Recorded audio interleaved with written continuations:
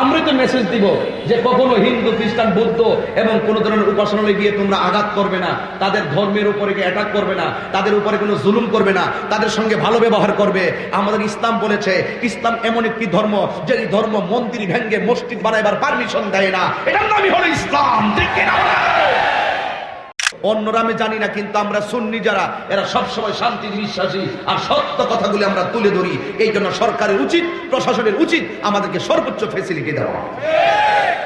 আজকে তোমরা আবারও জেনে নাও, আমার নবীর জন্য কেন দুঃখ করি না। আমার নবী হলো হায়াতুন নবী, আমার নবী হলো জিন্দা নবী। নবী বলেছেন, আমি দুনিয়ায় 63 বছর থাকা অবস্থায় যেমন ছিলাম, আমি চলে যাওয়ার পরেও তেমন। আমার চলে যাওয়া এবং থাকার মধ্যে কোনো পার্থক্য নাই। এই জন্য আমরা সবসময় জিন্দা নবীর শুভ আগমনের স্লোগান দিয়ে জশ্নে জুলুস পালন করি। ওয়ালা তামুতুন্না ইল্লা ওয়া আনতুম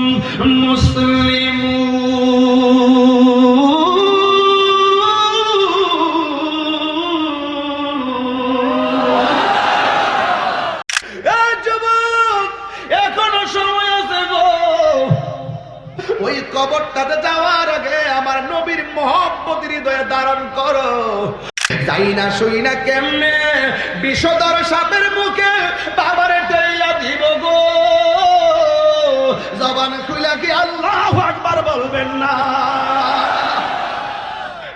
জীবনে কত মসজিদে লাশের খাট দেখেছি, একদিন তো ভাবলাম না। জীবনে পাজারো গাড়িতে চলেছি, জীবনে প্যারাডো গাড়িতে চলেছি, জীবনে প্রিমিয় গাড়িতে চলেছি, জীবনে কত গাড়িতে চললাম। জীবনের শেষ গাড়ির নাম হলো মসজিদের লাশের কাঠ।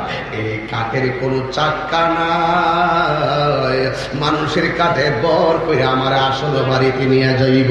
এ আমার শাস্তাগণের আম্মা, একবার তুমি চিন্তা করো, লাল বেনারসি শাড়ি পয়রা এক বাড়ি থেকে আরেক বাড়ি আইছো। সবাই আপনারা জানেন, সুন্নি যারা সংঘাতে বিশ্বাস করে না তারা, ঠিক কিনা বলেন? সুন্নি যারা শান্তিতে বিশ্বাস করে তারা, কথা বলেন ঠিক কিনা? আজকে এই যে পবিত্র ঈদে মিলাদুন নবী সাল্লাল্লাহু আলাইহি ওয়াসাল্লাম, এটাকে অনেকে, আমরা যে জশ্নে জুলুস করি, অনেকে এটাকে বেদাত বলে। কি বলে? বেদাত বলে। এটা বেদাত নয়। মিলাদুন নবী আমরা পালন করি, আমাদের দলিল আছে না নাই? কোরআন সুন্নাহর আলোকে আমরা নবীর আগমনে খুশি উদযাপন করি।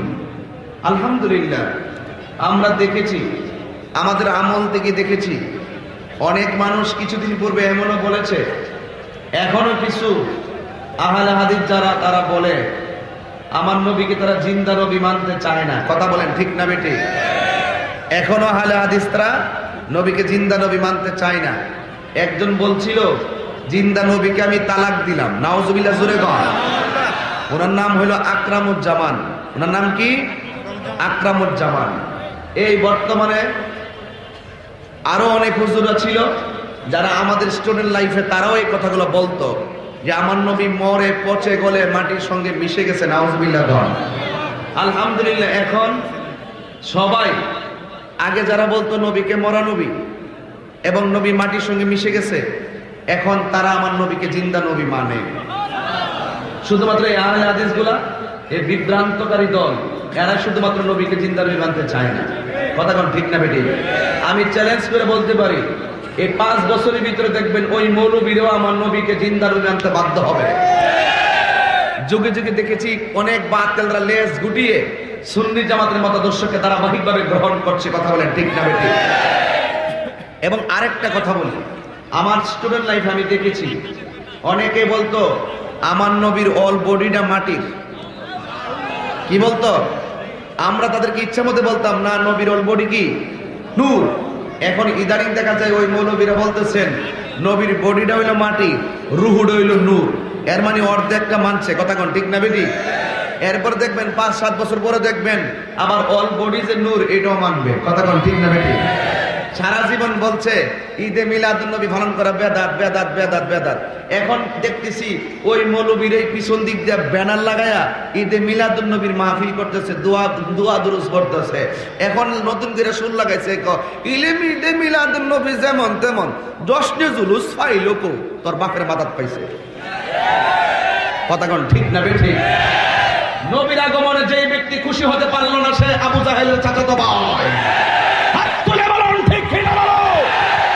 নবীর আগমনে যারা খুশি হতে পারে নাই সেটা আবু লাহাবের চাচাতো ভাই, ঠিক কি না বলো? আলহামদুলিল্লাহ জানাই মাননীয় সরকার বাহাদুরকে ধন্যবাদ জানাই।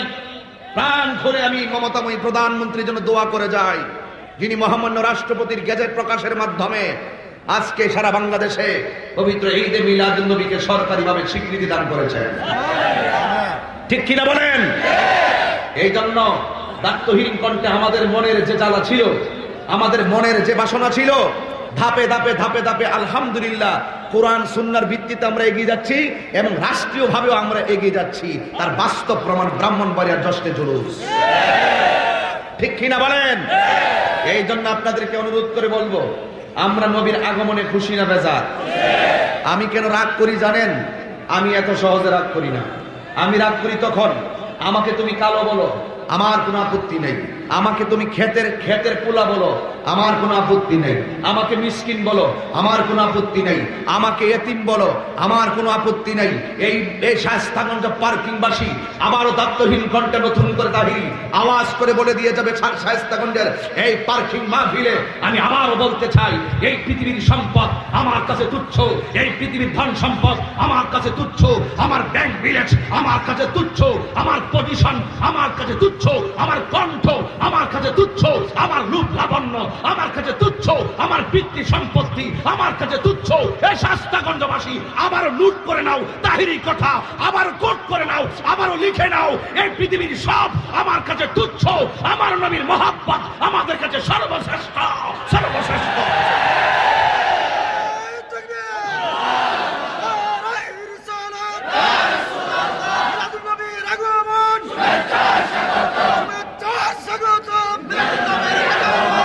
ঠিক কিনা বলেন? রাগ করি না। যখনই আমি দেখি আমার নবীর বিরুদ্ধে কথা বলে আমি তাহির বরদাস্ত করতে পারি না। কেন? আমার নবী হলো কবরের আপন, আমার নবী হলো হাসরের আপন। আমার নবী তো এমন নবী যিনি এই মিলাদুন নবীর চাঁদে রবিউল আউয়ালে মার কাছ থেকে দুনিয়াতে এসে যিনি উম্মতের স্লোগান দিয়েছেন। আরে নবী তো তেমন নবী যিনি যুদ্ধের ময়দানে রক্তাক্ত অবস্থায় উম্মতের স্লোগান দিয়েছেন।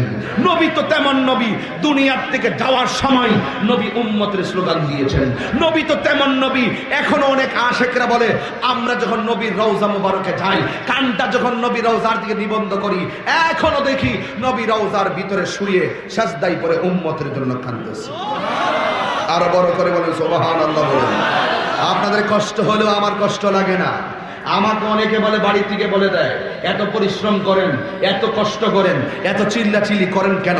আমি ঘরে বলি, আমি বাহিরে বলি, আমি ওয়াজে বলি, বন্ধুকে বলি, কুল ইন্না সলাতি ওয়া নুসুকি ওয়া মাহইয়ায়া ওয়া মামাতি লিল্লাহি রাব্বিল আলামিন।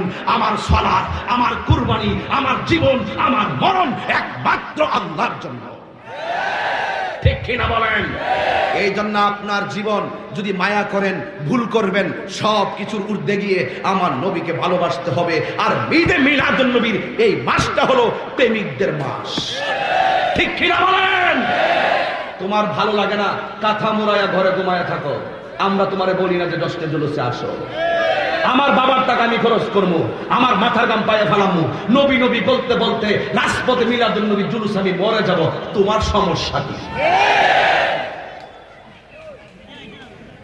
এখন আমাদের সিএস আছে, এখন আমাদের বিএস আছে, ক্ষতি আনো আমরার নামে, খাজনা টাজনা প্রতি বছরে দিই। কিন্তু মনে রাখবেন, এই পৃথিবীর সব তুচ্ছ। আমার অনেক কষ্ট লাগে, এই উম্মতে মুহাম্মাদি নবী উম্মত দাবি করো, নবীর শুভ আগমনকে, ঈদে মিলাদুন নবীকে তুমি মদের সঙ্গে তুলনা করো। নাউযুবিল্লাহি মিন জালিক।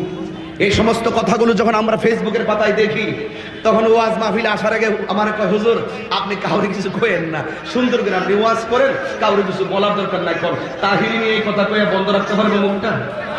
তাহিরি কি এই প্লেয়ার? আরে জীবন বাজি রেখে আমি কথা বলি। আমি এটা বিশ্বাস করি, পৃথিবীর সব যদি এক হয়ে যায়, আল্লাহ রহমত যদি আমার দিকে থাকে, দয়াল নবীর নজর করম যদি আমার দিকে থাকে, মা বাবার দোয়া যদি আমার থাকে, এই পৃথিবীর কোনো অপশক্তি তাহিরের বাক শক্তিকে ভুক্ত করতে পারে না। আল্লাহ রাব্বুল আলামিন বলেন, ওয়া'লামু আন্নাল্লাহা মা'আল মুত্তাকিন।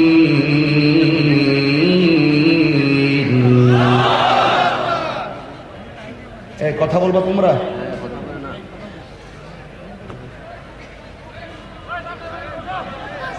একদম নীরব থাকা লাগবে। রাস্তাঘাট ব্লক, ছাদের উপরে মানুষ, পার্কিং লোকের কারণ, এইগুলোকে পকেটে ভাড়া টাকা দিয়ে মাহফিল আনতে হয় না, নিজের বাবার টাকা দিয়ে নবীর মহব্বতে এসেছে। হাত তুলে বড় কথা, ঠিক না বেঠি? এই জন্য আমার যুবক ভাইরা, আল্লাহ রাব্বুল আলামিন বলেন, ওয়া'লামু, তোমরা জানিয়ে রাখো, আন্নাল্লাহা মা'আল মুত্তাকিন। এই পৃথিবীর কেউ যদি তোমার সঙ্গে না থাকে, আমি আল্লাহর ভয় যদি তোমার অন্তরে থাকে, এই পৃথিবীর কেউ তোমার পক্ষে না থাকো, একজন তোমার পক্ষে আছে। জবান খুলে বলুন, তিনি কে? সেই আল্লাহ রাব্বুল আলামিন কোরআনুল কারীমের মধ্যে চমৎকার ভাষায় তিনি বলেছেন, কুল বিফাদলিল্লাহি ওয়া বিরহমাতিহি ফাবিযালিকা ফালইফরাহু হুয়া খায়রুম মিম্মা ইয়াজমাউন। কোরআন শরীফ পড়লে কি খারাপ লাগে? এই কোরআন পড়লে কি খারাপ লাগে? আল্লাহ রাব্বুল আলামিন বলেন, হ্যাঁ বন্ধু, আপনি বলে দিন, আপনার কোন উম্মত যদি আমি আল্লাহর ফজল অনুগ্রহ দ্বারা বেষ্টিত হয়, আমার রহমত দ্বারা বেষ্টিত হয়, তারা যেন বেশি বেশি করে আনন্দ করে। জোরে জোরে কি সুবহানাল্লাহ বলবেন না? ফজল পাইলে, অনুগ্রহ পেলে আনন্দ করবে, রহমত পাইলে আনন্দ করবে। এই সিদ্ধান্ত পৃথিবীর কোনো রাষ্ট্রপতি দেয় নাই, পৃথিবীর কোনো প্রধানমন্ত্রী দেয় নাই। এই স্বীকৃতি, এই সিদ্ধান্ত দিয়েছেন একজন। জবান খুলে বলুন, তিনি কে? রাইসুল মুফাসসিরিন আব্দুল্লাহ ইবনে আব্বাস রাদিয়াল্লাহু তাআলা আনহু বলেন, আল্লাহ রাব্বুল আলামিন বলেছেন, ফজল পেলে আনন্দ করো। ফজল দিয়া তিনি দুইটা ব্যাখ্যা করেছেন। একটা ব্যাখ্যা হলো কোরআন, আরেকটা ব্যাখ্যা হলো ইসলাম। কেউ যদি জন্মগ্রহণ করার পরে, বোধ শক্তি হওয়ার পরে বুঝতে পারে আমার ধর্মগ্রন্থ হলো শ্রেষ্ঠ ধর্মগ্রন্থ, ওই ধর্মগ্রন্থের নাম হলো আল কোরআন। কেউ যদি বুঝে the holy Quran is the constitution of human life, Quran হলো মানব জাতির জন্য সংবিধান, এতে রয়েছে মানব জাতির জন্য নিখুঁত নির্ভুল সমাধান। কথা বলেন ঠিক কিনা? এই কোরআনটা পাওয়ার পর আমরা কি খুশি না বেজার? রাইসুল মুফাসসিরিন আব্দুল্লাহ ইবনে আব্বাস রাদিয়াল্লাহু তাআলা আনহু বলেছেন, ফজল পেলে আনন্দ করো। তিনি এখানে কোরআনকে কোট করেছেন, কোরআনকে নোট করেছেন। এখন আপনারা শায়েস্তাগঞ্জবাসী বলেন, সকল ধর্মগ্রন্থের চাইতে শ্রেষ্ঠ ধর্মগ্রন্থের নামটা কি? নাম কি? এই কোরআনে কোনো সন্দেহ আছে? আরো জোরে বলো, সন্দেহ আছে? আল্লাহ বলেন, যালিকাল কিতাবু লা রাইবা ফীহি হুদাল লিল মুত্তাকিন।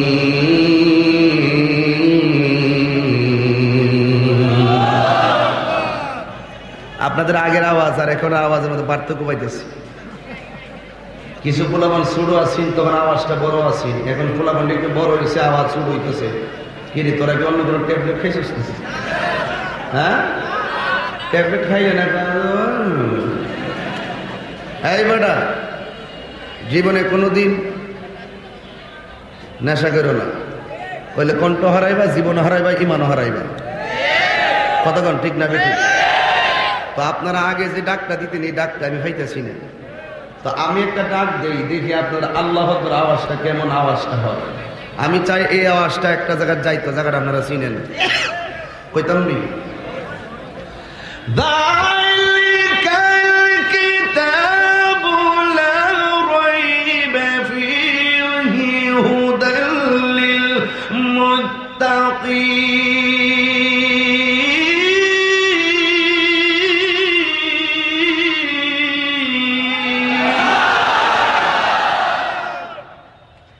এই আওয়াজটা কোথায় থেকে এসেছে বাবা? এতক্ষণ কি জমা রেখেছিলেন আপনারা না? হ্যাঁ, আল্লাহকে ডাক দিলে আল্লাহ কি খুশি না বেজা? আরো যখন খুশি না বেজা? মেহেরবান তুমি মেহেরবান, মেহেরবান তুমি মেহেরবান। সুবহানাল্লাহ বলে। মেহেরবান তুমি মেহেরবান, মেহেরবান তুমি মেহেরবান। আমি পাপী গুনাহগার, তুমি ছাড়া কে আছে আর? ক্ষমা কর ওগো প্রভু, তওবা করি বারে বার। ইয়া রহিমু রহমান, ইয়া করিমু মেহেরবান, ইয়া রহিমু রহমান, ইয়া করিমু মেহেরবান। মেহেরবান তুমি মেহেরবান, মেহেরবান তুমি মেহেরবান। জেনে না জেনে হাজার পাপের সাগরে ডুব দিয়েছি, পথ হারিয়ে ভুলে। বুঝে না বুঝে হাজার পাপের সাগরে ডুব দিয়েছি, পথ হারিয়ে ভুলে। নিজের প্রতি নিজে সকাল বিকাল সাজে, নিজের প্রতি নিজে সকাল বিকাল সাজে জুলুম করেছি বারে বার। ইয়া রহিমু রহমান, ইয়া করিমু মেহেরবান, ইয়া রহিমু রহমান, ইয়া করিমু মেহেরবান। মেহেরবান তুমি মেহেরবান, মেহেরবান। নতুন গজল বলেন, মেহেরবান তুমি মেহেরবান, মেহেরবান তুমি মেহেরবান। পাহাড় সমান পাপের বোঝা মাথায় নিয়ে চলতে পারি না, ক্ষমা কর রহম দিয়ে। পাহাড় সমান পাপের বোঝা মাথায় নিয়ে চলতে পারি না, ক্ষমা কর রহম দিয়ে। বান্দা তোমার আমি, তুমি অন্তর্যামী। বান্দা তোমার আমি, তুমি অন্তর্যামী। তোমার দিকে ফিরি বারে বার। ইয়া রহিমু রহমান, ইয়া করিমু মেহেরবান, ইয়া রহিমু রহমান, ইয়া করিমু মেহেরবান। মেহেরবান তুমি মেহেরবান, মেহেরবান তুমি মেহেরবান, মেহেরবান তুমি মেহেরবান, মেহেরবান তুমি মেহেরবান। আমি পাপী গুনাহগার, তুমি ছাড়া কে আছে আর? ক্ষমা করো ওগো প্রভু, তওবা করি বারে বার। ইয়া রহিমু রহমান, ইয়া কারিমু মেহেরবান, ইয়া রাহিমু রহমান, ইয়া কারিমু মেহেরবান, মেহেরবান তুমি মেহেরবান, মেহেরবান তুমি মেহেরবান, মেহেরবান তুমি মেহেরবান, মেহেরবান তুমি মেহেরবান। রহমতের মালিক কে? এই জন্য তেলাওয়াত করার পর আমরা কাকে ডাক দিয়েছি? ওই মনিব সুদীর্ঘ 23 বছরে জিব্রাইলের মাধ্যমে 7টা পদ্ধতির মাধ্যমে নবীর উপরে যে গ্রন্থটা নাজিল করেছেন, ওই গ্রন্থটাই হলো শ্রেষ্ঠ গ্রন্থ। জবান খুলে বলেন সেই গ্রন্থের নাম কি? এই জন্য আল্লাহ রাব্বুল আলামিন বলেন, এই কোরআন নাজিল করেছি আমি আল্লাহ। কোরআনকে হেফাজতের দায়িত্ব আমি আল্লাহ, পৃথিবীর কাউকে দেই নাই। জবান করে বলো কোরআন হেফাজতের দায়িত্ব কার হাতে? ইন্না নাহনু নাযালনা যিকরা ওয়া ইন্না লাহু লাহাফিজুন।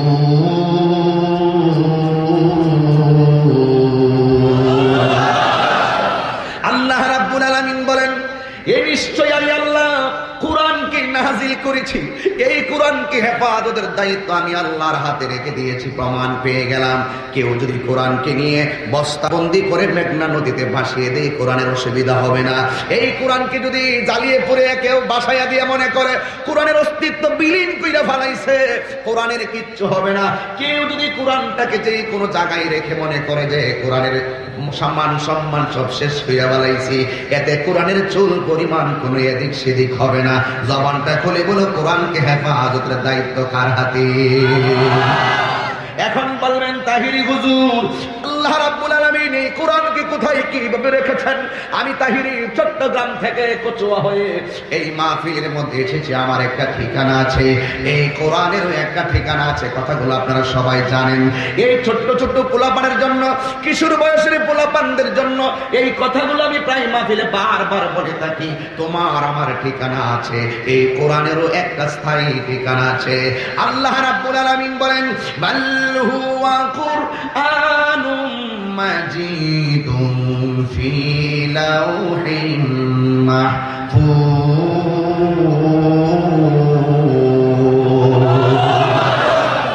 আল্লাহু আকবার। আমার বরাবর থেকে এই পাশের মানুষগুলো বন্ধ থাকেন, আপনারা কোন আল্লাহু আকবার। আপনারা এখন বন্ধ থাকেন, আপনারা কোন আল্লাহু আকবার। এখন সবাই মিলে বলেন আল্লাহু আকবার। আবার কি আল্লাহকে ডাক দেওয়ার জন্য প্রস্তুত আছো? ভালো করে শ্বাস ফেলে ফেলে ডাক দাও। করোনার মহামারী এমন আছে বিদায় নিয়ে যেতে পারে। কথা কোন ঠিক কিনা বলেন?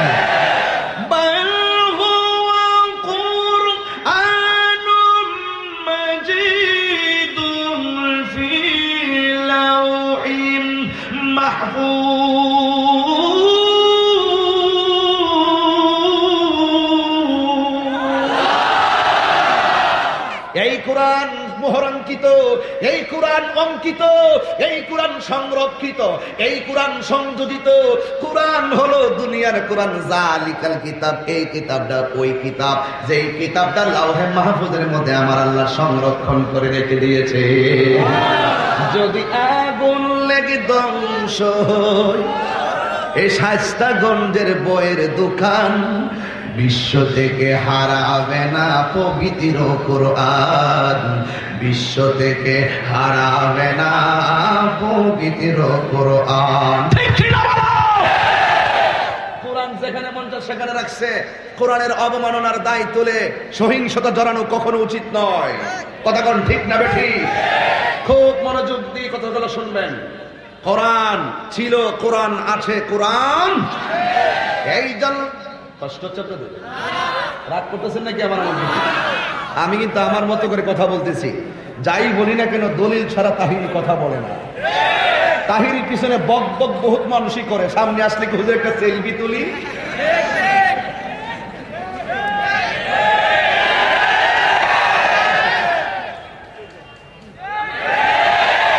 কথা কি বানিয়ে বলেছি, বাড়িয়ে বলেছি, কাউকে ধোকা দিয়ে বলেছি, নাকি বাস্তব বলেছি? এটা ইজিলি ট্রুথ।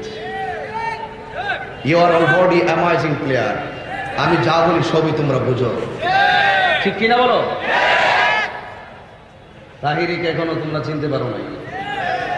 তাহিরি যা বলে মন থেকে বলে, যা বলে সামনাসামনি বলে, পিছনে মুনাফিকরা কথা বলে, পিছনে মুনাফিকরা সমালোচনা করে।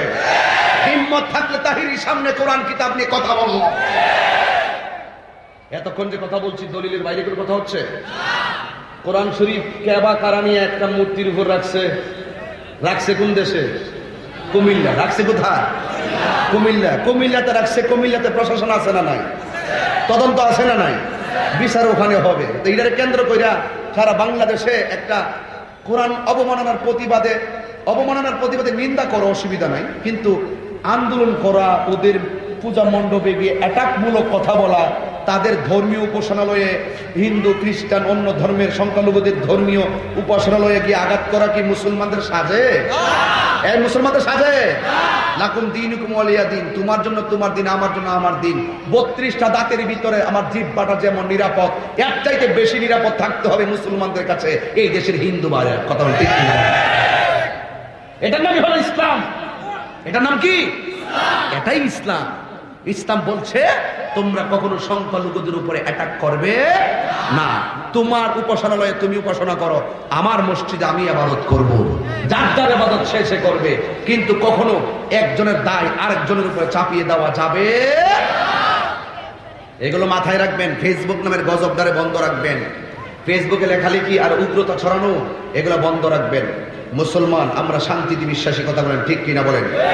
আমার প্রশাসন থেকে বলছিলেন, প্রায় মাহফিলই বলে, গতকালও বলছে যে হুজুর সাম্প্রতিক যে ঘটে যাওয়া বিষয় নিয়ে কিছু বলবেন না। আরে আমরা না বললে বলবে কে?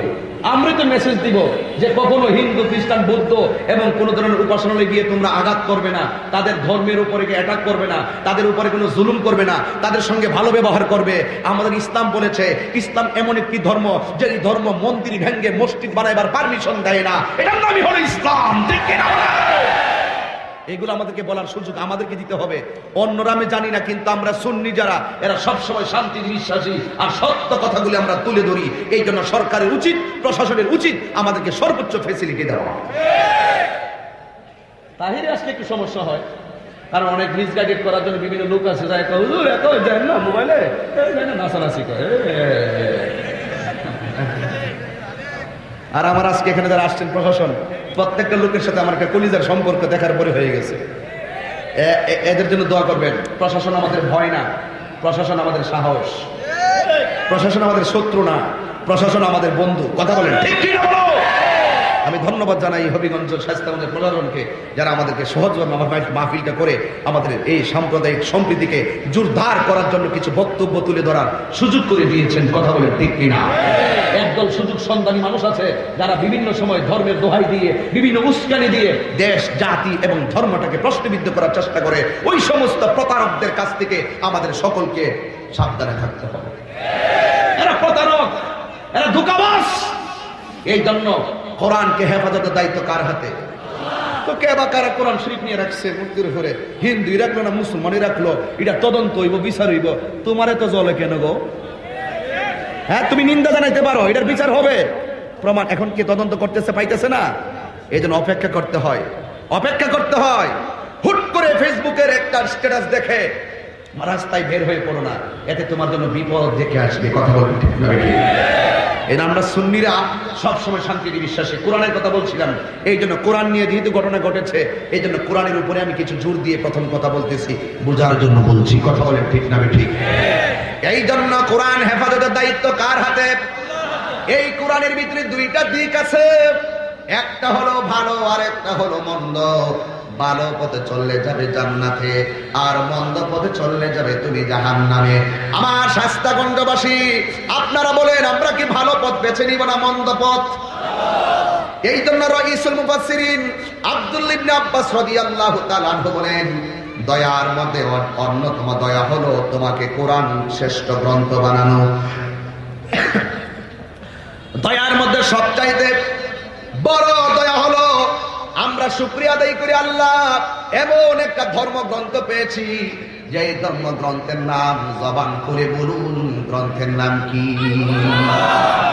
এরপরে তিনি বলেন, যুগশ্রেষ্ঠ মুফাসসির, সকল মুফাসসিরদের লিডার, রাইসুল মুফাসসিরিন আব্দুল্লাহ ইবনে আব্বাস রাদিয়াল্লাহু তাআলা আনহু বলেন, ফজল মানে হলো আরেকটা, সেটা হলো ইসলাম। আজকে যত ধর্ম আছে সবচাইতে শ্রেষ্ঠ ধর্মের নাম কি? যিনি ইসলাম ধর্ম গ্রহণ করে তারে কি বলা হয়? মুসলিম। তাকে কি বলা হয়? মুসলিম। এই জন্য আমরা ইসলাম ধর্ম গ্রহণ করেছি। ইচ্ছা করলে আমার আল্লাহ আমাদেরকে খ্রিস্টানের ঘরে জন্ম দিতে পারত, কথা কোন ঠিক কিনা? আমার আল্লাহ ইচ্ছা করলে আমাদেরকে হিন্দুর ঘরে জন্ম দিতে পারত, আমার আল্লাহ আমাদেরকে অন্য কোন ধর্মের ঘরে জন্ম দিতে পারত। আল্লাহর কাছে লাখো শুকরিয়া আদায় করি রে, সাজদায় পয়লা থাকলেও আল্লাহর শুকরিয়া আদায় হবে না। আমি গর্ব করে বলতে পারি আমরা মুসলমান, ঠিক কিনা বলো? আল্লাহ বলেছেন, ওয়ালা তামুতুন্না ইল্লা ওয়া আনতুম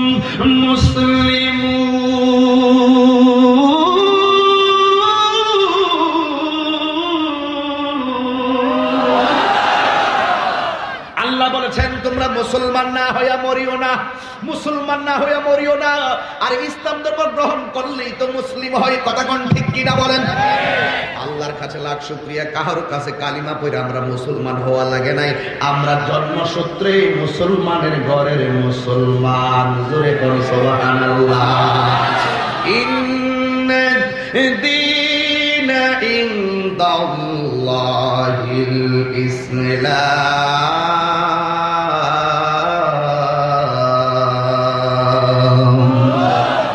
নিশ্চয় আল্লাহর কাছে অ্যাকসেপ্টেবল রিলিজিয়ন ইসলাম।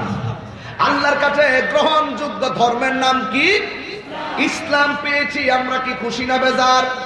এই জন্য আল্লাহ বলছেন তোমরা ফজল পাইলে আনন্দ করো। কোরআন পাইছি আমরা আনন্দে, ইসলাম পেয়েছি আমরা আনন্দে, জন্মসূত্রে মুসলিম হয়েছি আমরা আনন্দে। এরপরে আল্লাহ বলেন, এই কালমিন যাই, এই কালমিন যাই, কি তোর সমস্যা কি? আর দরস্কারে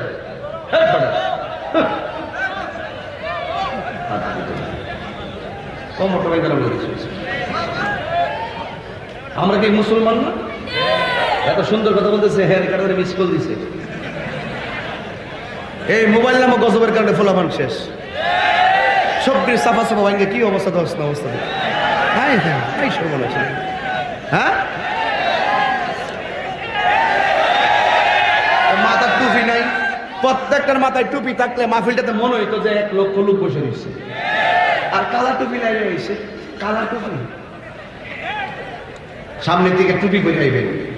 এটা হলো মাহফিলের শোভা, কথা বলেন ঠিক কিনা বলেন? আর ইনশাল্লাহ বলেন না গেলে আপনারা। আজকে হয়তো আপনারা দিনের বেলা এসেছেন, অনেকে হয়তো একটু হ্যাঁ আচ্ছা ঠিক আছে, আজকে মাফ করে দিলাম। সামনের দিকে টুপি আনতে হবে, কথা বলেন ঠিক না বেটি? যাই হোক, আমরা মুসলমান। আমরা কি?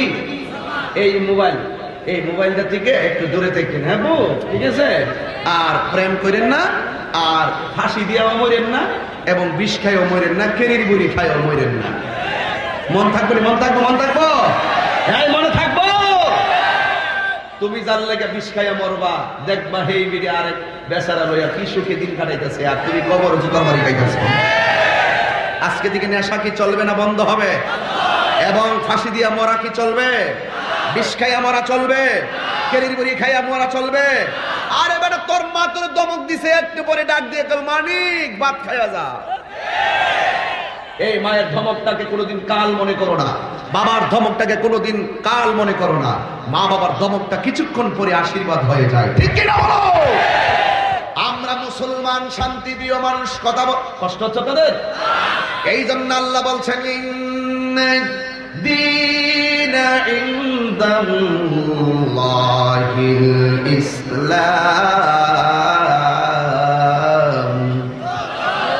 আল্লাহর কাছে একমাত্র মনোনীত ধর্মের নাম হলো ইসলাম। ইসলাম পেয়েছি আমরা, কি খুশি না বেজার? আর ওই ইসলাম ধর্মের মধ্যে অর্ধেক ঢোকার কোনো সুযোগ নাই। আমার আল্লাহ বলেন, ইয়া আইয়ুহাল্লাযীনা আমানু দুখুলু ফিস-সিলমি কাফা। আল্লাহ বলে, হ্যাঁ ইমানদারগণ, খুব মনোযোগ দিবেন, খুব মনোযোগ দিবেন। আমি ভূমিকায় আছি, খুব মনোযোগ, বেশি লম্বা করবো না। আল্লাহ রাব্বুল আলামিন বলেন, হে ঈমানদারগণ, উদখুলু, তোমরা প্রবেশ করো, ফিসসিলমি, ইসলামের মধ্যে, কাফা, পরিপূর্ণভাবে। যারা পরিপূর্ণভাবে নিজেকে মুসলমান দাবি করে সে কোনোদিন নেশা করতে পারে না। কথা বলেন ঠিক কিনা? যারা পরিপূর্ণ নিজেকে মুসলমান মনে করে এরা কোনোদিন সুদ খাইতে পারে না। কথা বলেন ঠিক কিনা? যারা নিজেকে পরিপূর্ণ মুসলমান দাবি করে তারা কোনোদিন আমার নবীর মনে কষ্ট দিতে পারে না। এই জন্য আল্লাহ বলেন, উদখুলু ফিসসিলমি কাফা, পরিপূর্ণভাবে ইসলামে প্রবেশ করো। এই পরিপূর্ণতার বাণী নিয়ে, সত্যের বাণী নিয়ে, মুক্তির বাণী নিয়ে এই পৃথিবীর মধ্যে রবিউল আউয়াল মাসে আমার নবী শুভ আগমন করেছেন। এটা আমরা সবাই খুশি না বেজার? এখন কোরআন পেয়ে আনন্দ করো, সাহাবী আব্দুল্লাহ ইবনে আব্বাসের ভাষা। আর ইসলাম পেয়ে আনন্দ করো। ও যুবক, একজন রাইসুল মুফাসসিরিন, নবীর সাহাবীর আকীদা এত চমৎকার। এরপরে তিনি ব্যাখ্যা করেছেন যে ফাদলুন মানে আর একটা ব্যাখ্যা করেছেন, এটার নাম হলো এলেম। এলেম মানে হলো জ্ঞান। আল ইলমু নূরুন, এলেমটা হলো নূর। এলেমটা প্রথমত দুই প্রকার, একটা হলো এলমে যাহির আর একটা হলো এলমে বাতিন। এলেমটা আবার দুই প্রকার, একটা হলো ইলমুত তাসাব্বুর আর একটা হলো ইলমুত তাসদিক। আবার এলেমটা চার প্রকার, এলমে শরীয়ত, এলমে তরিকত, এলমে হাকিকত, এলমে মারফত। একাধিকভাবে এলেমের প্রকার রয়েছে, কারণ এলেম থাকলেই আমার আল্লাহকে চিনতে পারবে। কথা বলেন ঠিক কিনা? এই এলেমটাও আল্লাহ পাকের একটা অনুগ্রহ। কথা বলেন ঠিক কিনা? এরপরে আমার আল্লাহ বলেন, ওয়া বিরহমাতিহি, রহমত পেলে আনন্দ করো। রাইসুল মুফাসসিরিন আব্দুল্লাহ ইবনে আব্বাস রাদিয়াল্লাহু তাআলা আনহু বলেন, এই রহমত কি জিনিস রে বন্ধু? আমি শাস্তাগঞ্জ জানতে চাই। কমন কথা সব হুজুররা কথাগুলো বলে। ফজল পাইলে আনন্দটা বুঝলাম। ওয়া বিরহমাতিহি, রহমত পেলেও আনন্দের কথা বলেছেন। আমার আল্লাহ স্বয়ং বলেছেন, ফালিয়া ফরাহু। এখন আপনারা বিচার দেন, আপনারা জবাব দেন, আপনারা আওয়াজ তুলেন, আমার নবী কি রহমত না গজব? আরো জোরে বলো, আরো জোরে বলেন। তো রহমত পেলে আনন্দের কথা বলেছেন কে? এখন আল্লাহকে ডাক দিবেন, রাজি আছেন নি সবাই? ওয়া মা আরসালনাকা ইল্লা রাহমাতাল লিল আলামিন।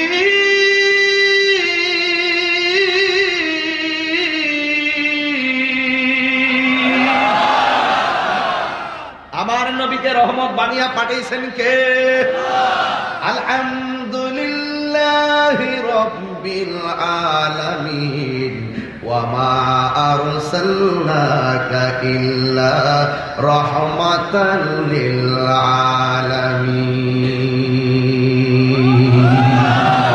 আল্লাহ হলেন রাব্বুল আলামিন। অনেকে নবীর বিশ্ব নবী বলে, কথা কোন ঠিক কিনা? মানে বিশ্ব নবী গো, বিশ্ব নবী। নবী কি তাহলে একটা বিশ্বের নবী নাকি বিশ্ব সমূহের নবী? নবী আলম নয়, নবী আলামিন। এই জন্য নবীকে বিশ্ব নবী বলা, নবীকে এক জায়গায় ডিফিনিট করে ফেলা।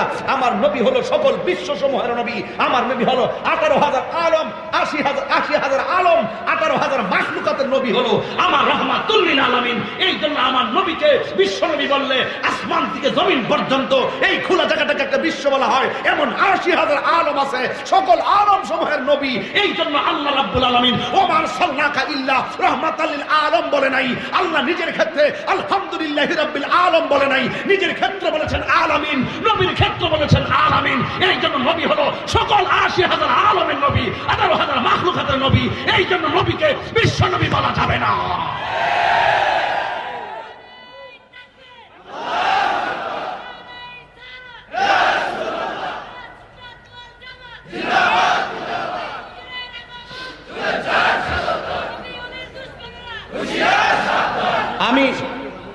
আমি কয়েকটা জায়গায় শুধু আকীদা ক্লিয়ার করে দিয়ে যাবো, আর এমনি ঘটনা বলবো। আজকে থেকে আমার নবীকে বলবেন নূর নবী। কি বলবেন? নূর নবী। লাব্বাইক ইয়া রাসূলুল্লাহ, লাব্বাইক ইয়া রাসূলুল্লাহ সাল্লাল্লাহু। আমার ব্রাহ্মণবাড়ির ব্যানারে শুরুতে ছিল লাব্বাইক ইয়া রাসূলুল্লাহ, নূর নবীর শুভ আগমন উপলক্ষে এই শব্দটাই ব্যবহার করেছে। মারহাবা বলেন। আপনারা কি বুঝতে মনে কষ্ট হচ্ছে? আপনারা বুঝেন নাই? আপনারা কথাগুলো বুঝেন নাই? এই জন্য অনেকে এইভাবে ওই বাপদাদার পরদাদারা কইছে বিশ্বনবী, এখন তারা ওইটাকে মোটিভেশনাল স্পিকার হিসাবে বিশ্বনবী বলে, বিশ্বনবী বলে। আরে নবীর ক্ষেত্রে যত সম্মান দিয়ে কথা বলা যায়, তুমি যত সম্মান দিয়ে কথা বলবে আল্লাহ পাক তোমার গুরুত্ব বাড়িয়ে দিবে। নবীর বিরুদ্ধে বললে তোমার গুরুত্ব আস্তে আস্তে কমে যাবে। আমরার মতন বেড়ায় দেখতে আসলা বেসুলা, বয়স তো যতটুকু হইছে আলহামদুলিল্লাহ, কিন্তু যেই জায়গায় গিয়ে কথা বলি, যে জায়গায় গিয়ে আলোচনা করি, যে লক্ষ লক্ষ লোক আমি চোখে দেখি, অথচ ওই চেয়ারে বসে আলোচনা করার একমাত্র অদক্ষ, আজকের চেয়ারে বসে কথা বলার অদক্ষ অযোগ্য লোক হলাম আমি। এরপর আপনারা স্বাস্থ্যগঞ্জবাসী আমাকে অনেক ইজ্জত করেন, আমার পিতৃ সম্পত্তির কারণে না, আমার নবীর মহব্বতের কারণে। তুমি মনে করছো নবীর বিরুদ্ধে যত ছোট, যত হীনমন্যতা করে কথা বলবে নবীর সম্মান মনে হয় কমে যাবে। হ্যাঁ, আবার তুমি মনে করতেছো, আমি মনে করতেছি নবীর সম্মান আলোচনা যতই করব নবীর সম্মান মনে হয় বাড়তেছে। এটা মোটেও না। আল্লাহ রসুলকে যতটুকু সম্মান দিয়েছেন, কতটুকু দিয়েছেন আমি জানি না, বরং নবীর সম্মানের আলোচনা করলে নবীর সম্মান যে বাড়ে, বিষয়টা কিন্তু এরকম না, বরং তুমি নবীর সম্মানের আলোচনা করলে তোমার পজিশন আল্লাহ বাড়ায় দেবে। এই ছোট্ট জিনিসটা অনেকে বুঝে না, অনেকে মনে করে সুন্নিরা সাথে যা করতেছে এখন সুন্নিদের সঙ্গে বিরোধিতা কইরা, ব্যক্তি হিংসায় পতিত হইয়া আমার রাহমাতুল লিল আলামিনের বিরুদ্ধে কথা বলতেও অনেকে কুণ্ঠাবোধ করে না। কথা বলেন ঠিক না বেঠিক? বুঝাতে পেরেছি? এই জন্য আমার নবীকে রহমত না গজব, জোরে বলে রহমত না গজব। আল্লাহ বলে, হে বন্ধু, আমি আপনাকে সকল জাহানের জন্য রহমত বানায় পাঠিয়েছি। এই জন্য অনেকে বলে ঈদে মিলাদুন নবীতে আপনারা জশ্নে জুলুস করেন, একই দিনেই তো আবার নবী দুনিয়া থেকে বিদায় হয়ে গেছে। আপনারা যেই নবী একই দিনে দুনিয়া থেকে বিদায় হয়ে গেছে, নবীর জন্য সুখ প্রকাশ করেন না, একই দিনে দুনিয়াতে আসছে এই জন্য আপনারা আনন্দ প্রকাশ করে কেন? এই জন্য আমি বলবো, তোমরা জাহেলে মুরাক্কাব না এবে শয়তান। তোমরা আসলে দলিলই জানো না। তোমরা যে বলো 1450 বছর পরে আমরা সুখ পালন করার দোহাই দাও, সাধারণ পাবলিককে বুঝাইতে পারবা, আমরারে বুঝাইতে পারবা না, কারণ সুখ পালন করা 3 দিনের বেশি জায়েজ নাই। আর আমার নবী দুনিয়া থেকে চলে গেছে 1450 বছর পার হয়ে গেছে। এখন 1450 বছরের পরে আইসা পাবলিক ওনারে সুখের প্রস্তাব দাও, এটা সম্পূর্ণ নাফরমানের কথা। কথা কোন ঠিক কিনা? আর আমার নবীর জন্য সুখ প্রকাশ, আমার নবীর জন্য দুঃখ করব কেন? আমার নবী চলে গেছে, নবীর জন্য দুঃখ করব কেন? নবীর জন্য সুখ করব কেন? আমার নবী বলেন, আমার থাকা আমার চলে যাওয়ার মধ্যে কোনো পার্থক্য নাই। আমি দুনিয়াতে থাকাও তোমাদের জন্য রহমত, আবার দুনিয়া থেকে চলে যাওয়াটাও তোমাদের জন্য রহমত। এত সুন্দর ছোট্ট কথাটা বুঝে না, এই জন্য বলছিলাম এখন তারা তো বুঝে না। আরে বেকুবের দল, তোমরা যদি বলো আমার নবী আমাদের মতো এই দুনিয়া থেকে চলে গিয়েছে, মানে হলো নবীর অস্তিত্ব ভিন্ন হয়ে গেছে, আজকে তোমরা আবারও জেনে নাও আমার নবীর জন্য কেন দুঃখ করি না। আমার নবী হলো হায়াতুন নবী, আমার নবী হলো জিন্দা নবী। নবী বলেছেন, আমি দুনিয়ায় 63 বছর থাকা অবস্থায় যেমন ছিলাম, আমি চলে যাওয়ার পরেও তেমন। আমার চলে যাওয়া এবং থাকার মধ্যে কোনো পার্থক্য নাই। এই জন্য আমরা সবসময় জিন্দা নবীর শুভ আগমনের স্লোগান দিয়ে জশ্নে জুলুস পালন করি। হাত তুলে বলো ঠিক কিনা বলো।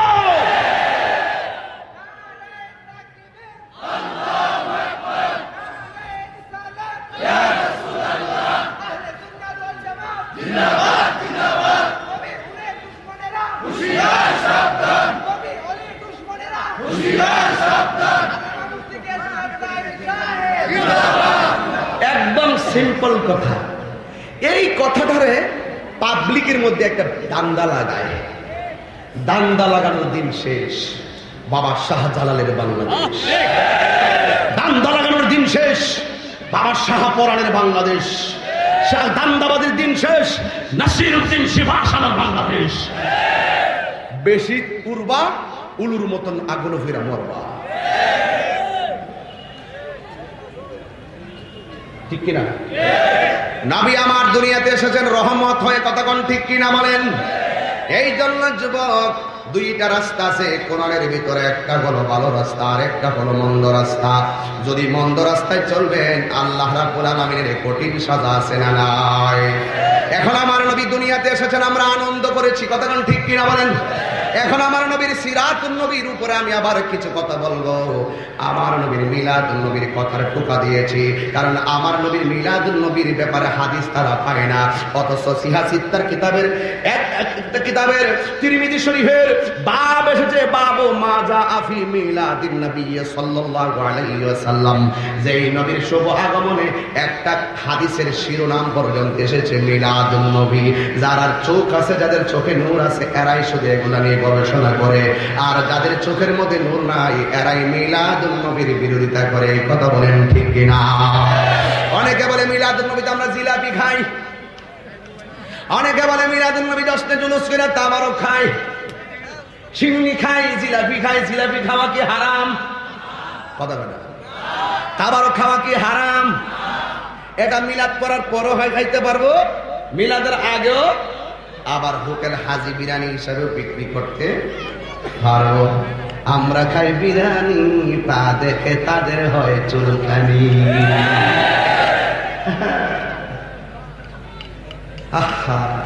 কয় জুলুস বেদাত, বেদাত।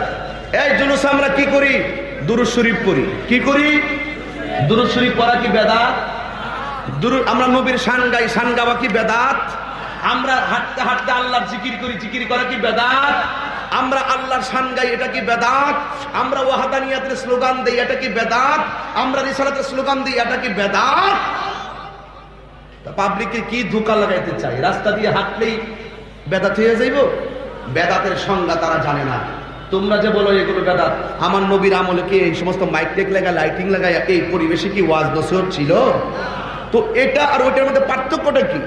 এই ওয়াজ মাহফিলটারে তোমরা সুন্দর করে গ্রহণ করতে পারো, আর আমরা নবীর শুভ আগমনের দিনটাকে স্পেশাল হিসাবে, শুকরিয়াতা হিসাবে, আরে বাবা সার্টিফিকেট পাইয়া শুকরানা মাহফিল করতে পারো, আর আমার নবীরে পাইয়া শুকরানা মিছিল করতে পারো না। এটা বলে it's must to be regretted. অত্যন্ত দুঃখজনক ব্যাপার। আমার অনেক কথা আছে, এগুলো এখন মুখে ধরে রাখতে পারি না। একদিন তো সইলেই যামু, একদিন জন মইরি যামুগা। হক কথা না কইয়া মরলে তো বাবা আখিরাতে জবাব দিতে হবে। কথা কোন ঠিক কিনা? কোরআনের মধ্যে রাস্তা কয়টা? একটা হলো যেই রাস্তায় চললে আল্লাহ রাসূল পাওয়া যায়, ওই রাস্তায় চললে তুমি জান্নাতে যাবে। আর এক রাস্তায় হলো ওই রাস্তায় চললে তোমাকে জাহান্নামের মধ্যে আল্লাহ দিয়ে দিবে। এই জন্যই তো আমার আল্লাহ বলেছেন, মা আতাকুমুর রাসূলু ফাখুযুহু ওয়া মা নাহাকুম আনহু ফান্তাহু। জোরে জোরে কি আল্লাহু আকবার বললেন না? তোমাদের জন্য যা কিছু কল্যাণ করে নিয়ে এসেছেন তা তোমরা গ্রহণ করো, আর যা থেকে নিষেধ করেছেন তা থেকে তোমরা দূরে থাকো। এই আমার শাস্তাগঞ্জের আলোচনায় ঢুকলাম। ও আমার শাস্তাগঞ্জের বন্ধু, আল্লাহর সঙ্গে নবীর সঙ্গে যদি না ফরমানি করো, কবর দেশে গেলে কবরে সাপ আছে না নাই?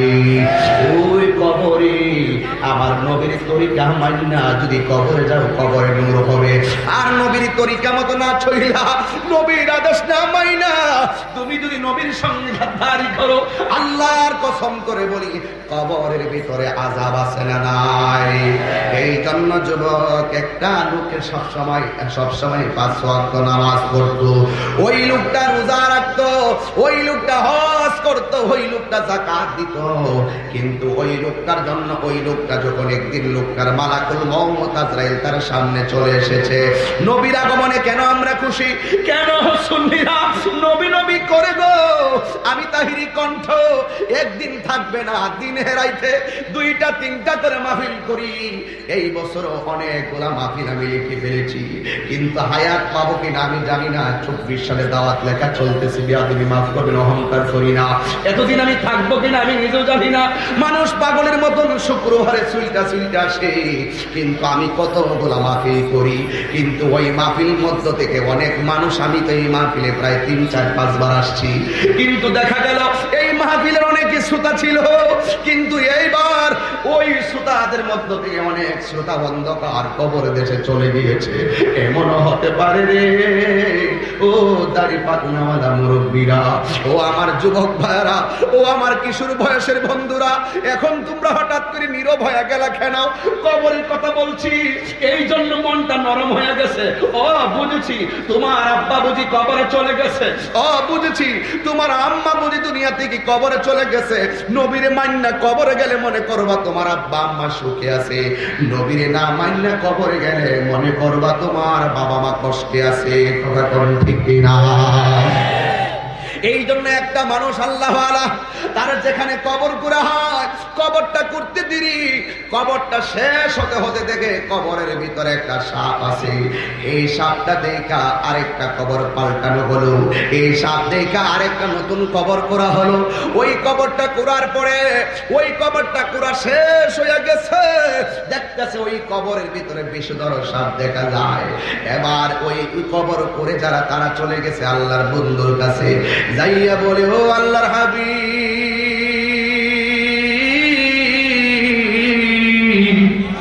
ও আল্লাহর হাবিব, আপনার আমাদের বাড়ির একজন মানুষ মারা গেল। এই লোকটা বড় আল্লাহওয়ালা, এই লোকটা বড় নবীওয়ালা, এই লোকটা 5 ওয়াক্ত নামাজ পড়েছে, এই লোকটা রোজা রেখেছে, হজ করেছে, যাকাত দিয়েছে, অনেক দান করেছে, কিন্তু আমরা বড় আশ্চর্য হয়ে গেলাম। এই লোকটার কবর করার সাথে সাথে দেখা যায় কবরে সাপ দেখা যায়। এখন আমরা কি করব? এই আমার বাবারা, এবার আল্লাহর বন্ধু ডাক দিয়া বলে, যেখানে কবর করো সেখানে যদি সাপ দেখো, লাশ তো আর 1 দিন 2 দিন 3 দিন রাখা যাবে না, লাশটা পচে যেতে পারে, পচে করে গন্ধ হয়ে যেতে পারে। তাইলে একটা কাজ করো, এখন তোমরা আর একটা কবর করো, 2টা কবরে যেহেতু সাপ পাইছো, আর একটা কবর তোমরা করো। এবার আরেকটা কবর করার কথা বললেন। এবার আল্লাহর বন্ধু ডাক দিয়া বলে, এই কবর করার পরে যদি কবরে সাপ দেখা যায়, এই কবরের ভিতরে তার লাশটা দাফন করে ফেলবে, সাপ দেখা না গেলেও লাশটারে দাফন করে ফেলাইবে। এই কথা বলার পরে সবাই কবর করা শুরু করলো। প্রত্যেক কবরে সাপ, মানুষের মধ্যে একটা কৌতূহল তৈরি হয়ে গেল, কি ব্যাপারে কি ব্যাপার। লোকটা 5 ওয়াক্ত নামাজ পড়তো, এই লোকটা সব সময় রোজা রাখতো, এই লোকটার কবরে কেন সাপ দেখা যায়? ওই চিন্তা কইরা মানুষ ঘুমে সবাই একেবারে জড়ো হয়ে গেল। এবার কবরটা করা হলো, কবরটা কইরা যখন শেষ করলো, এই লোকটার গোসল করা হলো, এই লোকটার জানাজার নামাজ পড়া হলো। সবাই মিলেমিশে লাশটারে কবরের পারে নিচে গো, এই লাশটাকে যখন কবরে নামাবে, দেখতেছে কবরের ভিতর দিকে এমন বড় বড় সাপ, লাল লাল চোখ করে এমন ভাবে হা করে তাকায় রয়েছি। এখন আপনারা বলেন, যে সন্তানের বাবার লাশ দাফন করার আগে কবরে সাপ দেখে, এই বাবার সন্তান গুলার মনটা কেমন করে? যাই না শুই না কেমনে বিষধর সাপের মুখে বাবারে টেইলা দিব গো, জবান খুলে কি আল্লাহু আকবার বলবেন না? যুবক, এখনো সময় আছে গো। ওই কবরটাতে যাওয়ার আগে আমার নবীর মহব্বত হৃদয়ে ধারণ করো। এবার ওই সন্তানের বাবা গোলারে উপরে রাখা যায় না, এবার বাবাটারে সাপ সহকারে কবরের মধ্যে দাফন করে দিল। উপর দিকে দিয়া বাঁশ দিছে গো, বাঁশের উপরে চাটি দেওয়া হলো। এই কবরটা বড় অন্ধকার হয়ে গেল, উপরে মাটি দিল রে। এরপরে কবরে কি আছে তার খবর আর জানা যায় না। ও বন্ধু বন্ধু বন্ধু রে, এই কবরের সাপ মনে হয় যেন সাপে অ্যাটাক কইরা বালাইছে। এবার কবরে মাটি দিয়া এলাকাবাসী বাজারে হাটে ঘাটে আলোচনা সমালোচনা শুরু হয়ে গেল। এই লোকটারে দেখতাম 5 ওয়াক্ত নামাজ পড়তো, এই লোকটারে দেখতাম সব সময় রোজা রাখতো, এই লোকটাকে দেখতাম সব সময় ভালো কাজ করতো, দান করতো, কিন্তু লোকটার কবরে কেন সাপ দেখা যায়? মানুষ কই যায় রে দুনিয়া চারিয়া, মসজিদের পালকি আয়না দোলা দেহি সাজায়া তারে জনমের লাগিয়া। জোরে বলো ঠিক কিনা? এবারে লাগিয়া কত করলা মারামারি, মামলা মুকাদ্দমা কইরা খুয়াইলা রে করি। এইবারে লাগিয়া কত করলা মারামারি, মামলা মুকাদ্দমা কইরা খুয়াইলা রে করি। আজকে তুমি যাবে চলে,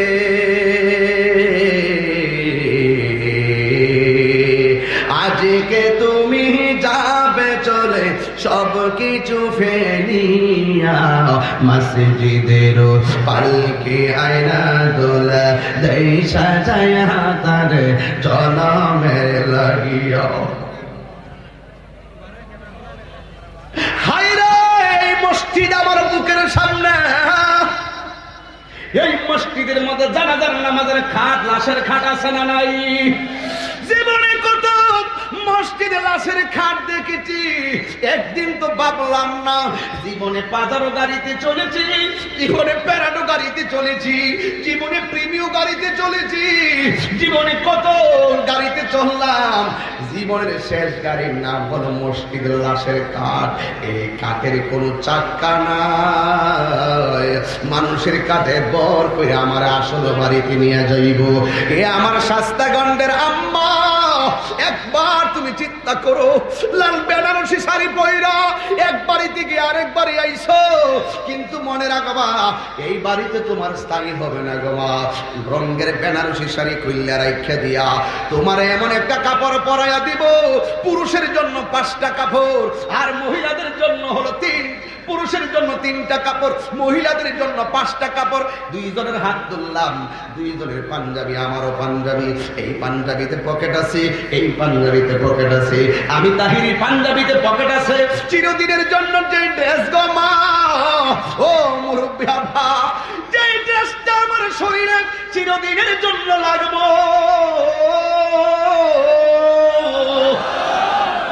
ওই কাপড়ের মধ্যে কোনো পকেট নাই, ওই কাপড়ের মধ্যে কোনো সিলাই নাই।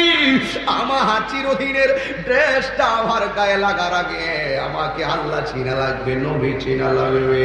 হারিয়ে যাব একদিন আমি, রব নাই ভুবন চিরদিন, হারিয়ে যাব বনায় ভুবন চিরদিন। ক্ষমা করে দিও তোমরা আমার, ক্ষমা করে দিও তোমরা আমায়, ভুল করে থাকি যদি কোনো দিন, হারিয়ে যাব একদিন আমি, রব নাই ভুবন চিরদিন।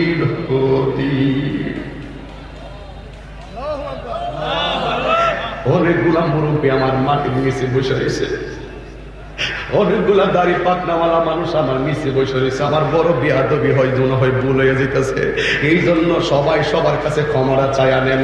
হারিয়ে যাব একদিন আমি, রব নাই ভুবন চিরদিন, ক্ষমা করে দিও তোমরা আমার, ক্ষমা করে দিও তোমরা আমায়, ভুল করে থাকি যদি কোনো দিন, হারিয়ে যাব রবনায় পাশে বাগানে বা গোরস্থানে হয়তো দিবে মোরে কবর। নবী গো নবী নবী, আমি কিন্তু জানি হাজার হাজার মানুষ পাগল পাগল, কিন্তু আমি তাহিরি কবরে কেউ যাবে না গো নবী। আমরা তো জানি কবরের সাথী হবে তুমি নবী, কবরের বাতি হবে তুমি নবী। এই জন্য নবী তোমার জন্য আমরা পাগল, তোমার জন্য পাগল, তোমার জন্য আমরা বাড়িঘর ছাইরা দিতে রাজি। ও নবী তুমি আমরার প্রতি রাজি হইও যাও। এই যে মুরব্বীটা আমার পাশে বসা, আমার পাশে অনেকগুলো মুরব্বী বসা, আমার ভাই চেয়ারম্যান ভাই বসা, কে জানে কার আগে চলে যায় আমরা জানি না, কে জানে কার ফাইরা চলে যায়, কোন দিন চলে যায় আমি জানি না। এই মুরব্বীরারে হায়াত আল্লাহ বাড়াইয়া দিও, এই মুরব্বীগুলারে আল্লাহ তুমি হায়াত বাড়াইয়া দিও।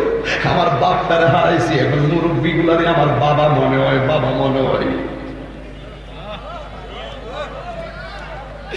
এই জন্য যুবক আমি পায়ে দিরা বলে দিয়া যাই, এই মাহফিলটা সত্যি কেমন কেমন নানা লাগে।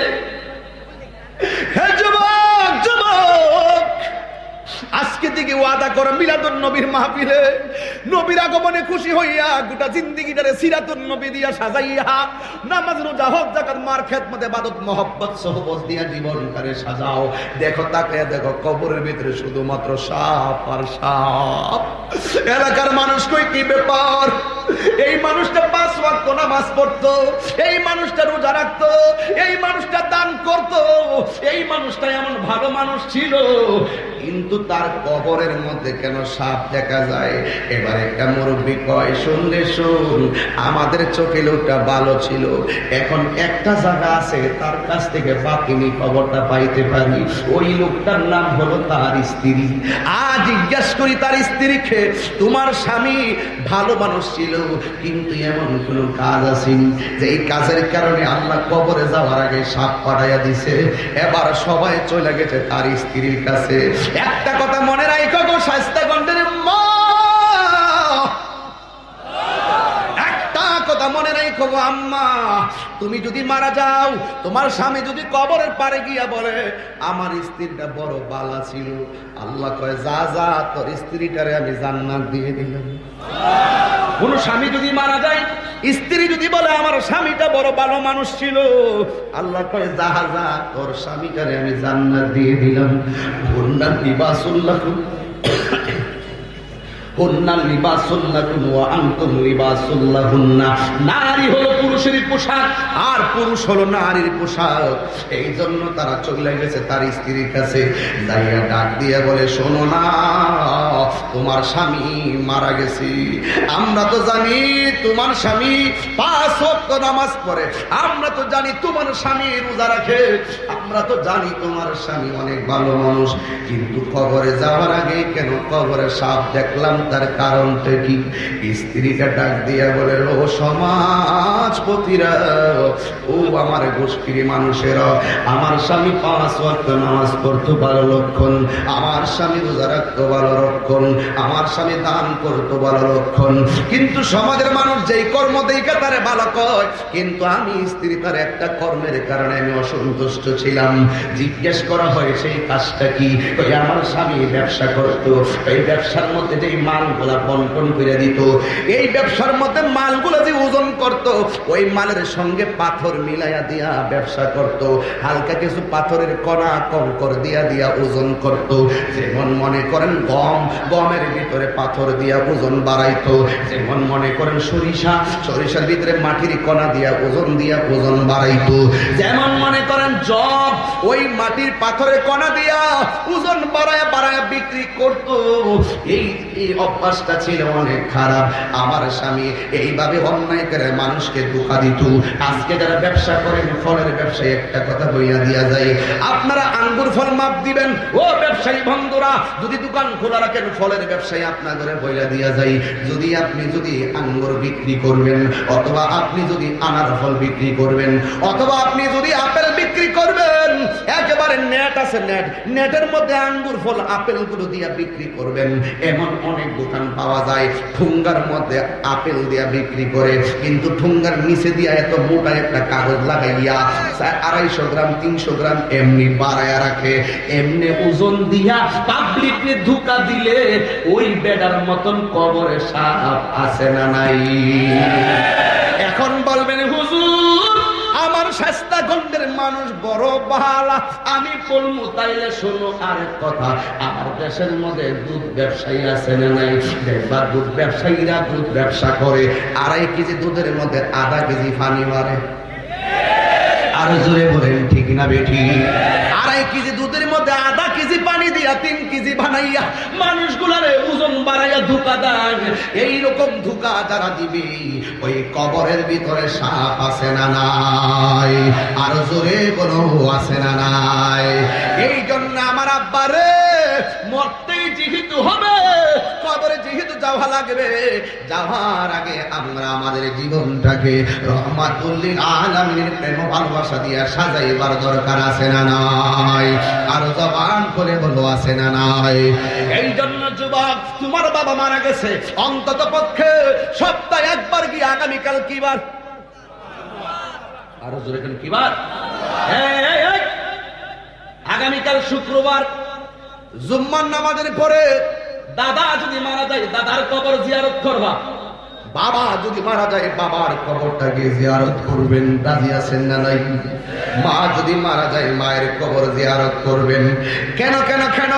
সন্তান যদি বাবা মায়ের পাশে যাইয়া চোখের পানি ফালাইয়া দোয়া করে, আল্লাহ রাব্বুল আলামিন ওই চোখের পানিটা ঝরতে দেরি আব্বা আম্মার কবরটা জান্নাত বানাইতে পারে কি পারে না? যেমন একজনের বাবাকে কবর দিল, আপনারা দেখবেন কবর করার পরে সব মাটি কিন্তু কবরের উপরে কাজে লাগে না, কিছু মাটি আছে কবরের পাড়ে থাকে। হ্যাঁ, মানে কিছু মাটি অতিরিক্ত, ব্যাপারটা বুঝতে পারছি না মনে হয়? মানে কবর দিয়ে যে মাটিগুলো তুলে সব মাটিগুলো উপরে কাজে লাগে না, কিছু মাটি অ্যাক্সেস থাকে, আর বেশি মাটি দেওয়া না যে কবরটা মানে চাপের কারণে বৃষ্টি বাদলায় ওজন বাড়বে, কবর ভাঙিয়া যাবে। এক বেচারা বাবারে কবর দিল, এই কবরে দেওয়ার পরে কিছু মাটি অতিরিক্ত ছিল, এই মাটিগুলো দিয়ে স্মৃতি হিসেবে ধরে রাখা ওই মাটি দিয়ে একটা কলস বানাইছে কুমার দিয়া। ওই কলসটা কেন বানাইল? 2 ভাই পরামর্শ করলো, বাবার কবরের উচ্ছিষ্ট মাটি দিয়া কলস বানাবো, এই কলসটারে আমরা স্মৃতি হিসেবে রাখবো, আর পানি পান করবো বাবার কবরের মাটির পাতিল দিয়া, অন্তরটারে ঠান্ডা করবো। যেমন আমার আব্বা যখন মারা গেল, আমার আব্বার অতিরিক্ত একটা কাপড়ের টুকরা ছিল, এই কাপড়টা আমার ডয়ারের ভিতরে আমি রেখে দিয়েছি। সব মাহফিলে কথাটা আমি বলি, ওই কাপড়টা ছোঁয়ায় আমি মাহফিলে আসি, মনে হয় যেন আমার আব্বার আমি সালাম করে এসেছি। এমন একটা থিওরি, এমন একটা চিন্তা নিয়ে ঘর থেকে বের হয় রে যুবক। ওই 2টা ছেলে মাটির পাতিল দিয়া, মাটির একটা মাটি দিয়া পাতিল বানাইছি, একটা মাটির কলস বানাইছি। বাংলাদেশে দেখবেন দাওয়াত ইসলামী বাংলাদেশের পোলাপানরা মাটির পাতিল বিক্রি করে, মাটির প্লেট বিক্রি করে। মাটির প্লেটের মধ্যে খাইলে, মাটির পাতিল থেকে পানি পান করলে রোগ বিমার ভালো হয়ে যায়। কথা কোন ঠিক কিনা? এবার সুন্দর করে একটা কলস বানাইলো। ওই কলসটা বানানোর পরে এবার দিনের বেলা কলসের মধ্যে পানি রাখলো, রাখার পরে রাত্র যখন গভীর হয়ে গেল, এক ভাই উঠছে পানি পান করার জন্য। ও বন্ধু রে, ও বন্ধু, ওই ভাই যখন পানি পান করার জন্য উঠছে, ওইটা দেখতেছে ওই কলসের পানিটা একেবারে আগুনের মতো গরম হয়ে গেছে। ভাইটা ডাক দিয়া কয়, ভাই রে, চাঁদের আলো নাই, সূর্যের আলো নাই, ওই দুনিয়ার চুলার কোনো আগুন নাই, এই কলসের পানি রাতের বেলা রাখলাম ঠান্ডা হওয়ার জন্য, কিন্তু দেখতেছি এই পানিটা গরম হয়ে গেছে। তার কারণটা কি?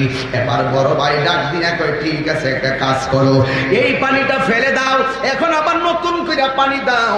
একই দিনের বেলায় তার হাকিকতটা কি? বন্ধুরে আমার, এবার এবার দিনের বেলা পানি পান করতে গেল। রাতের বেলা পানি গরম হয়েছে যেমন, দিনের বেলা পানি আরো বেশি গরম হয়ে গেছে। এবার বড় ভাই চিন্তার মধ্যে পড়ে গেছে, ছোট ভাইটাও চিন্তার মধ্যে পড়ে গেছে। জোরে জোরে কি আল্লাহু আকবার বলা যাবে না? কি ব্যাপার, কি ব্যাপার? আমার কলসের পানি রাত্র গরম হয়ে যায়, রাখলাম ঠান্ডার জন্য, আবার রাতের বেলা রাখলাম, দিনের বেলা পানি গরম হয়ে গেল। তার কারণটাকে চিন্তা করে পায় না। আবার বাবার কবরের মাটি দিয়ে কলস বানাইলাম, পানি কেন গরম হয়ে গেল? ও বাবারা, এখনো সময় আছে, 5 ওয়াক্ত নামাজ নিয়মিত পড়ো, এখনো সময় আছে, 30টা দিন রোজা রাখো, এখনো সময় আছে, অন্যায় কাজ ছেড়ে দাও, মাদক টাদক থেকে নেশা থেকে দূরে চলে আসো, আল্লাহর প্রেমের নেশায় মত্ত হয়ে যাও। ঠিক কিনা বলো? ওই সন্তানগুলো একদিন, 2 দিন, 3 দিন ওই সন্তানগুলো চিন্তায় পড়ে গেছে। ছোটরা ডাক দিয়ে বলে, বড় ভাই এর ব্যাগ কেউ জানবে না আল্লাহর হাবিব ছাড়া। জোরে জোরে কি আল্লাহু আকবার বলা যাবে না? দাইয়া ডাক দিয়ে কে আল্লাহর বন্ধু গো, আমার বাবার কবরে উচ্ছিষ্ট কিছু মাটি দিয়া আমি মাটির একটা কলস বানাইলাম, কিন্তু মাটির কলসটার মধ্যে পানি দিলে আগুনের চাইতে আরো গরম হয়ে যায়। তার কারণটা কি? এবার আল্লাহর বন্ধু ডাক দিয়া কয়, কেন গরম হয়ে জানি? তোমার বাবা কবরের মধ্যে বড় আযাবে আছে, ওই আযাবের একটা প্রতিবিম্ব এই কলসে কবরের মাটির মধ্যে আল্লাহ ফেলে দিয়ে এই পানিটারে উদ্দীপ্ত করে তোমাদেরকে সতর্ক করে দিয়েছেন, তোমার বাবা কবরের মধ্যে বেশি ভালো নয়। এই জন্য যুবক ভাইয়েরা অনুরোধ কইরা বলি, এই কবরের আযাব কেউ দেখে না, আমার নবী দেখার ক্ষমতা আছে না নাই? আমার নবী একদিন কবরের পাশ দিয়া যাচ্ছে, হঠাৎ করে দেখতেছে 2টা কবরের মধ্যে আযাব হচ্ছে। একটা কবরে আযাব হচ্ছে ওই মানুষটা চুগলখড়ি করত, আর একটা কবরে আযাব হচ্ছে ওই মানুষটা পানির ওই মানুষটা কি করতো জানেননি? কি করতো? প্রস্রাব করে পবিত্রতা অর্জন করতো না। এই জন্য কবরের ভিতরে আমার নবী 2টা খেজুরের ডাল লাগাইয়া দিয়া বলছেন, সাহাবায়ে কেরাম, যতদিন পর্যন্ত এই খেজুরের ডালগুলা কাঁচা থাকবে ততদিন পর্যন্ত কবরের আযাবটারে হালকা করে দিবেন কে? আর জবান করে বলেন না কে? এই জন্য আব্বুরে, ও যুবক, একটাই কথা, আজকে থেকে ওয়াদা করো জীবনে কোনোদিন আল্লাহর সঙ্গে নাফরমানি করবেন না। আজকে থেকে ওয়াদা করেন জীবনে কোনোদিন নবীর সঙ্গে নাফরমানি করবেন না। আজকে থেকে ওয়াদা করো, আজকে থেকে ওয়াদা করো জীবনে কোনোদিন মা বাবার বুকে লাথি মারবা না। জোরে বলো, জোরে বলো, ঠিক না বেঠি? এই জন্য যুবক, মা বাবার মনে কষ্ট দিয়া 10টি জুলুসের মিটিং এ আইসা রাতের বেলা না খাইয়া 12টা বাজাইয়া তাহিরের কাছে মুরিদ হইয়া তাহিরে আব্বা আব্বা করবা, তোমার মতন মুরিদ আমার দরকার নাই। যেই ফিসাব কইব, যেই ফিসাব বলবে তোর মা বাপ লাগবো না, আমি তোর লেগে যথেষ্ট, ফুলাউ কুরমা রান আর সেই মাছটা আমার লেগে পাঠিয়ে দিস। এটা পীর না, এটা কলা গাছের জিন।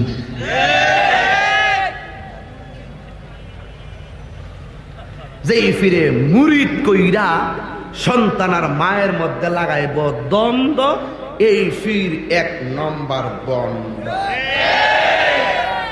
আওয়াজটা আসতে হচ্ছে, বন্ড ফিরের দালাল আছে না? আওয়াজটা আসতে, বাপ মার বুক বেয়াদবিতেছে আমার, আমি কি বাড়াই বলতেছি? বাপ মার মনে কষ্ট দিয়া, বাপ মার মনে কষ্ট দিয়া ফিরের কাছে মুরিদ হইয়া বড় বড় গরু লইয়া যায়।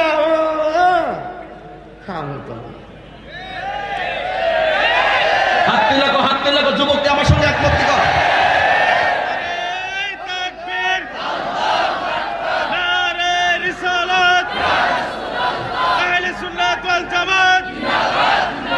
পবিত্র ঈদে মিলাদুন নবী আল্লামা পীর মুফতি গিয়াসউদ্দিন তাহিরি সাহেব।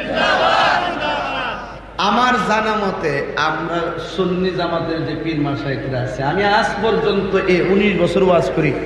শহীদ হুজুরের লোক আমার পরিচয় হইল 18 বছর মনে 18 বছর হইব। ওই যে হরিণ বেন্না কোন দিকটা যে মোহাম্মদ আলী হুজুর সহকারে অনেক আগের থেকে আমার সাথে পরিচয়। আমার জানা মতো আমি দেখি নাই কোন সুন্নি পীরে কইছে যে বাপ মার খেদমত লাগতো না, এই কথা আমি শুনছি না। আপনারা শুনছেন? আমি বলছি যদি কেউ বলে বাপ মার দরকারটা কি, আমি তোর সব, এটা হইল ফ্যাটলা ফিস। কি পীর? এটা পীর না, ছদ্মবেশে পীর। পীর সাজছে। কথা কন ঠিক না বেটি? কেউ আমি যদি মাহফিলে হাত তুইলা মুরিদ করাইতাম কম হইল। আমি কি এই সিস্টেমে মুরিদ করি? আমার কাছে 2-1 জন যা জিগাই প্রত্যাইশ অষ্টগ্রাম থেকে, আচ্ছা 12 মাস পরে আবার আয়। সবক কয় মাস? এরপর আবার ঘুরে ঘুরে আয়ে। জিডি অপেক্ষা করে তো করোই। ওই যে লাটকা যে মুরিদ করেন, এটা আমি কিন্তু করি না। কি রে জানেন, বহুত মাহফিলে যদি করি হুট করে কেবল হুজুর শাস্তা কোন মুরিদ ইসলাম, আমি আপনার মুরিদ পরে হ্যাঁ সাজ্জা যাইবা আমার মারবার লাগে। এটা হলো আমার দৃষ্টিভঙ্গি। আর হক্কানি কয়লা আর কি সোজা মানুষ তো বুঝেন না। আমি তো একরকম হই।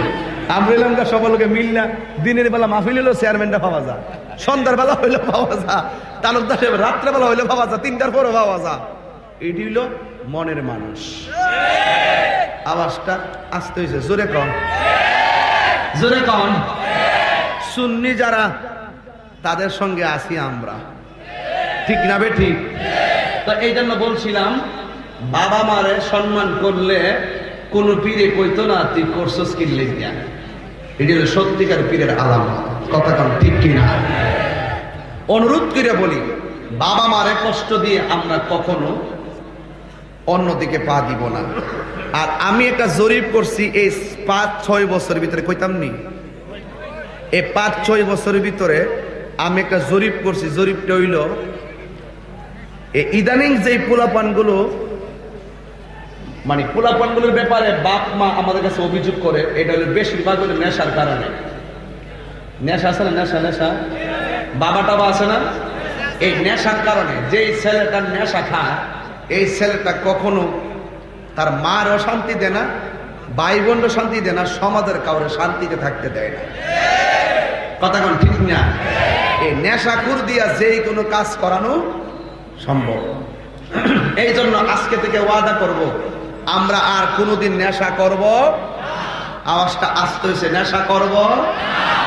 আচ্ছা, নেশা করা কি হালাল না হারাম?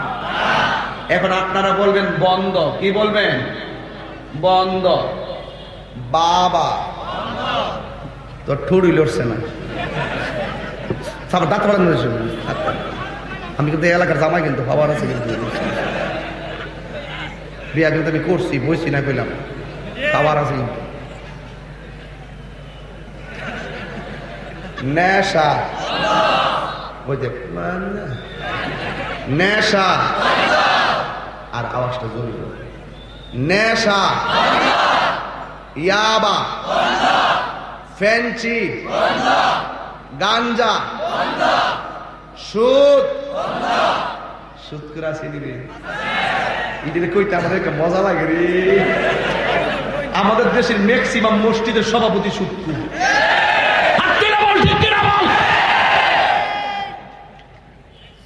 একটা সুদখোর কোটি টাকার মালিক হতে পারে, কিন্তু মসজিদের সভাপতি হওয়ার যোগ্যতা তার নয়। ঠিক কিনা?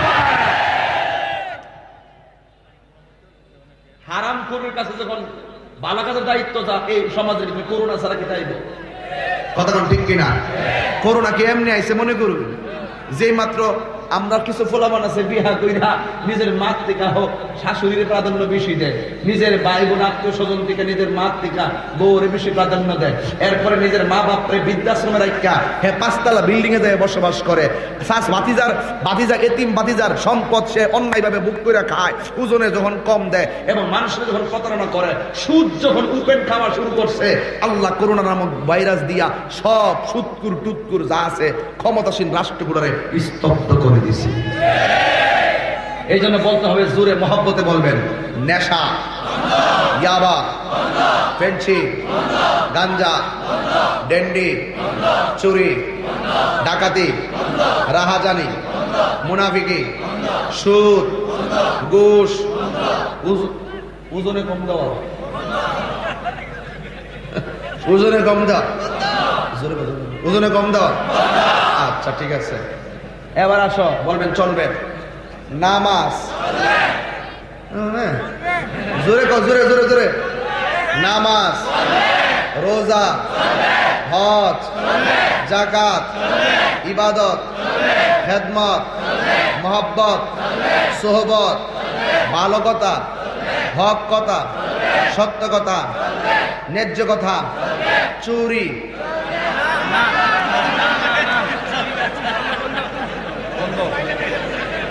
কি হয়েছে? চলবে না। দুই আলি টান দিছে, দুই আলি টান দিছে, কয়াটি দুই আলি টান দিছে, চলবে না। এটা কি তা কি দেখ? আবু হানিফা, ইমামে আজম আবু হানিফা রহমাতুল্লাহ আলাইহি হিফজুল কোরআন একাডেমি, কোন জায়গায়? শাহজাহানগঞ্জ পৌরসভা না? ভর্তি চলতেছে নাকি? কয় তারিখ থেকে? অলরেডি ভর্তি ডিসেম্বর থেকে চলবে না? 5ই ডিসেম্বর থেকে ক্লাস শুরু, 1 ডিসেম্বর থেকে ভর্তি। ইমামে আজম আবু হানিফা রহমাতুল্লাহ আলাইহি হিফজুল কোরআন একাডেমি, শাহজাহানগঞ্জ পৌরসভা অফিস রোড, বাল্লা রেলগেট সংলগ্ন। শুননি? শুননি লোক মানে বাদ দেন।